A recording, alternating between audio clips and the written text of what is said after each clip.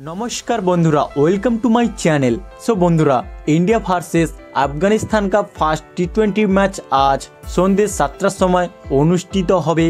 सो এই ম্যাচটিতে ইন্ডিয়ার কেমন প্লেইং 11 হতে পারে।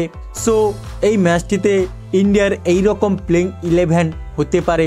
ওপেনিংয়ে থাকবে রোহিত শর্মা এন্ড এসএসপি Jaiswal. So left right combination and number 3 Shubman Gill. So Virat Kohli এই ম্যাচটি খেলতে পারবে না, তাই জন্য শুভমান গিল নাম্বার 3-এ আসতে পারে।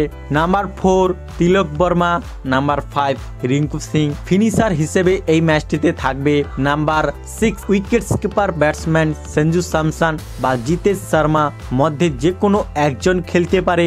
Number 7 allrounder Shivam Dube, number 8 allrounder Axar Patel, number 9 Kuldeep Yadav, number 10 Arshdeep Singh, number 11 Mukesh Kumar. So এই রকম প্লেইং 11 নিয়ে ইন্ডিয়া আজকের ম্যাচে খেলতে পারে।